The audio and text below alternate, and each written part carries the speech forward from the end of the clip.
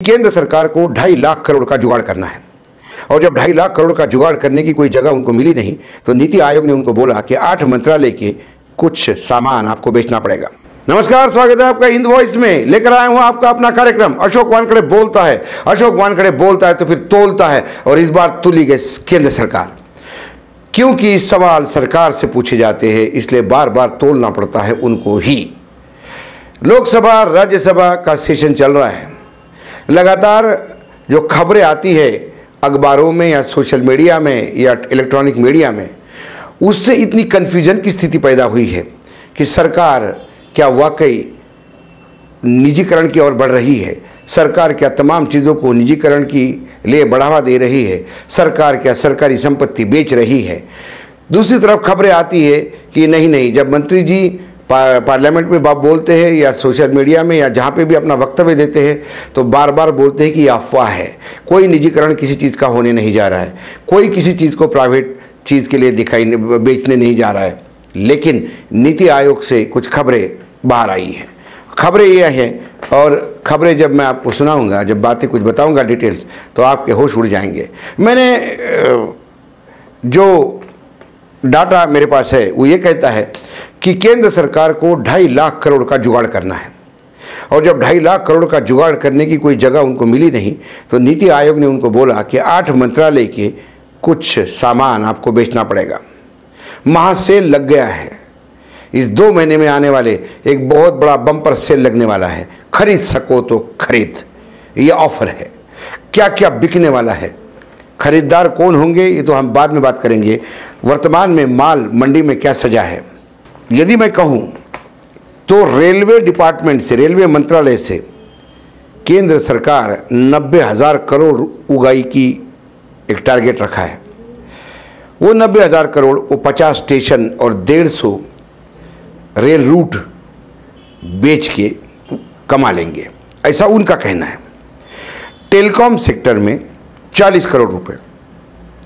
Telecom में ये जो आपके टेलीकॉम का ट्रांसमिशन का जो सिस्टम है वो सिस्टम ही बेच रहे हैं, वो 40 करोड़ में।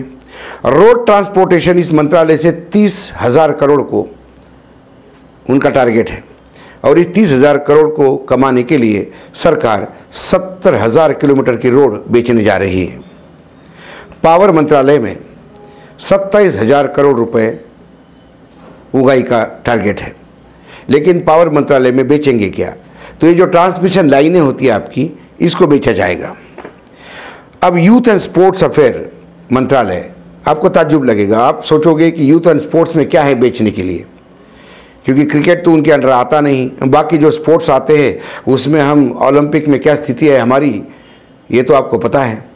सरकार ने कभी स्पोर्ट्स और यूथ मंत्रालय पे इतना ध्यान दिया ही नहीं तो हमारे देश में ओलंपिक में मेडल का अंबार लग जाता है। कभी एक आध बार कुश्ती में ले आ जाता है, हॉकी का इतिहास हमारे पास है, कभी बैडमिंटन में कहीं हम इंटरनेशनल लेवल पे एक आध मैच जीत लेते हैं तो हम साल भर उसी पे इतराते रहते हैं। लेकिन स्पोर्ट्स पे देश की हालत बहुत बुरी है।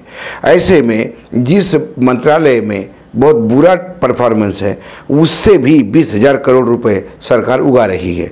और ये कहाँ से? सरकार स्टेडियम बेचेगी। आने वाले समय में जवाहरलाल नेहरू स्टेडियम ये किसी प्राइवेट आदमी के हाथ में होगा तो आश्चर्य नहीं लगना चाहिए। वो तय करेगा कि यहाँ मैचेस कौन सी खेली जाएगी, किस रेट पे खेली जाएगी, ये किसको किराए पे दिया जाएगा, यहाँ क्या क्या कार्यक्रम हो सकते हैं। उसके बाद एविएशन मंत्रालय आता है, विमानन मंत्रालय।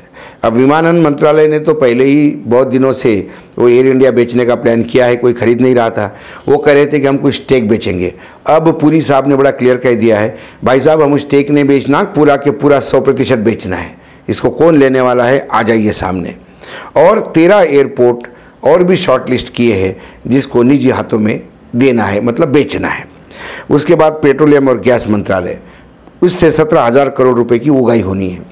अब 17,000 करोड़ रुपए कहाँ से आएंगे? ये जो गैस और तेल की पाइपलाइनें हैं बड़ी बड़ी, सैकड़ों किलोमीटर की, इस पाइपलाइन से क्रूड ऑयल आता है या गैस आता है, वो पाइपलाइन ही किसी को बेच दी जाएगी। सरकार इसका उपयोग करेगी तो उसको रेंट देगी, वो अलग फॉर्मेट हो सकता है। उसके बाद शिपिंग एंड वाटर मंत्रालय है, इससे 4,000 करोड़ रुपए सरकार निकालेगी। और ये 4,000 करोड़ रुपए कहाँ से आएंगे?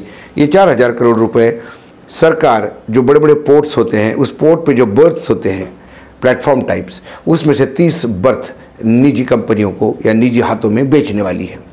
इसके बावजूद भी सरकार कहती है कि कोई चीज़ हम बेचने नहीं जा रहे और ये निजीकरण का जो फैसला या आरोप हम पे लगता है वो गलत है। सरकार क्या बोलती है, क्या करती है, 2014 से हमने अक्सर देखा है, जो बोलती है वो नहीं करती और जो करती है वो कभी बोलती नहीं। ये खबर काफ़ी जगह एक अंग्रेज़ी अखबार ने भी छापी है। नीति आयोग ने ये जो फॉर्मेट दिया है उसके तहत वो बेचने जा रहे हैं। पुरी साहब ने तो कल एक मराठी अखबार के इंटरव्यू में क्लियर कट कह दिया, हम तो 100% 2 महीने के अंदर एयर इंडिया बेचने जा रहे हैं। ऐसी चीज़ें बिकती जाएगी। मैंने किसी को मजाक में कहा कि क्या आने वाले समय में 2024 तक ये दिन भी देखने को मिलेगा कि एक दिन घर की डोरबेल बजेगी और जब मैं दरवाज़ा खोलूँगा तो मुझे एक कॉर्पोरेट सेक्टर का आदमी टाई पहना हुआ खड़ा मिलेगा और वो पूछेगा, क्या आप अशोक वानखड़े हैं? मैं कहूँगा हाँ जी अशोक वानखड़े हैं। क्या ये आपका आधार नंबर है? मैं कहूँगा हाँ ये मेरा ही आधार नंबर है। वो कहेंगे कि 2 दिन के लिए आपको हमारे साथ चलना पड़ेगा क्योंकि भारत सरकार ने आपके 2 दिन हमको बेच दिए हैं। देश पे बहुत कर्जा है, वो भी उतारना है। आप भारत के नागरिक हो, आप देश में विकास चाहते हो, 2 दिन आप कपड़े पैक कीजिएगा, 2 दिन निःशुल्क हमारे साथ काम करेंगे क्योंकि 2 दिन का लेबर आपका सरकार ने बेच दिया है। यदि ये होगा तो अतिशयोक्ति नहीं होगी क्योंकि सरकार, मुझे याद है नरेंद्र मोदी का जब वो मुख्यमंत्री थे और एक कॉन्क्लेव में जब दिल्ली में भाषण दिया था, तब उन्होंने वर्तमान सरकार, तात्कालीन सरकार जो थी यूपीए की, उस पर कटाक्ष करते हुए कहा था कि निजी क्षेत्र ये जो पब्लिक सेक्टर है इसको क्यों बेचा जाता है।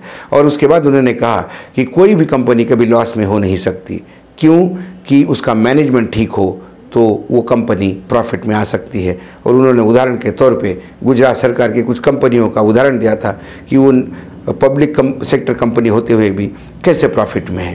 तो वो मैनेजमेंट गुरु नरेंद्र मोदी जी, वो पब्लिक सेक्टर को प्रॉफिट में रखने वाले नरेंद्र मोदी जी अब ये कहने लगे हैं कि सरकार को इस धंधे पानी में आना ही नहीं चाहिए, सरकार को बिजनेस करना नहीं चाहिए, व्यापार करना नहीं चाहिए, सरकार को गवर्नेंस करनी चाहिए।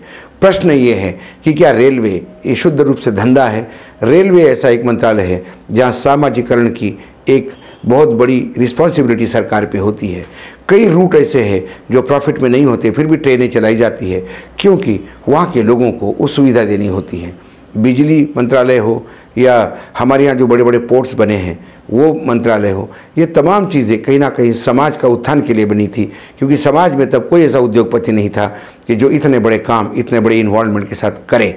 सरकार ने ये चीज़ें की और अब ये बिकने को तैयार है। एक और मुझे हास्यास्पद लगता है कि जब जब वर्तमान भारतीय जनता पार्टी जो वर्तमान में केंद्र में सत्ता में है और कई राज्यों में है, ये बार बार आरोप लगाती है कांग्रेस पे कि आपने पिछले 60 साल में क्या किया। मैं तो कहता हूं कि पिछले 70 साल का ब्यौरा उठा के देखिए, उसमें अटल जी की भी सरकार है, उसमें मोरारजी देसाई की भी सरकार आएगी। इन तमाम छोटी मोटी सरकारों का, छोटी मोटी माने जो कम समय के लिए रही, इन तमाम सरकारों का ब्यौरा यदि देखा जाए तो इन सरकार ने कुछ तो किया है जो वर्तमान सरकार चीज़ें बेच पा रही है। आज यदि सरकारें वो कुछ करती ही नहीं तो ये बेचते क्या। इसलिए मैंने एक जोक भी पिछले दिनों एक शेयर किया था एक भाषण में, जब पार्लियामेंट में बहस चल रही थी और बार बार ये आरोप लग रहे थे कि आपने 70 साल में क्या किया, तो पीछे कुछ लोग जोर से खड़े होकर बोले, बोलो मत बोलो मत बोलो मत, मत बताओ इनको हमने 70 साल में क्या किया, क्योंकि यदि हमने इनको पूरी लिस्ट दी तो ये कुछ भी नहीं छोड़ेंगे और सब बेच डालेंगे। आज स्थिति ऐसे ही है। मैं मानता हूँ कोविड का समय है, देश संकट में है, आर्थिक संकट में है और घनघोर संकट है। ऐसे में सरकार माँ बाप है, वो ले सकती है, अधिकार है उनका ये डिसीजन लेने का कि हम क्या बेचें न क्या नहीं बेचें। आप बिल्कुल जो बेचना है आपको बेचिए क्योंकि इस देश ने आपको वो अधिकार दिए हैं, लेकिन कम से कम ये तो मत कहिए कि पिछली सरकारों ने कुछ नहीं किया, क्योंकि अंग्रेज़ ये छोड़ के नहीं गए थे। जो आप बेच रहे हो वो पिछली सरकारों की ही बनाई हुई चीज़ें हैं। एक बात मैं और कहता हूँ, क्योंकि ये जो बड़ी बड़ी चीज़ें हैं ये बनाने के लिए बहुत समय लगता है, चाहे ट्रांसमिशन की वायर्स हो या फिर पाइपलाइंस हो या पोर्ट्स हो या स्टेडियम्स हो या रेलवेज़ हो, ये तमाम चीज़ें जो है इसको बनाने में समय लगता है। और आज ये बात हमारे सामने आई है कि ये बनी हुई चीज़ें ही सरकार बेच के देश को आर्थिक संकट से उबारने का प्रयास कर रही है।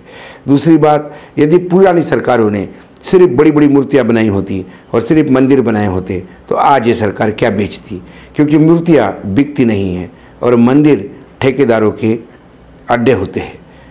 कोई भी धार्मिक स्थल एक ठेकेदारों के कब्जे में होता है। सामान्य इंसान तो अपने आस्था के प्रति वहाँ जाकर और अपना पैसा देकर ही वापस आता है। आज इतना ही, फिर आऊँगा किसी नए सब्जेक्ट के साथ, विषय के साथ। तब तक आप देखते रहिएगा हिंद वॉइस।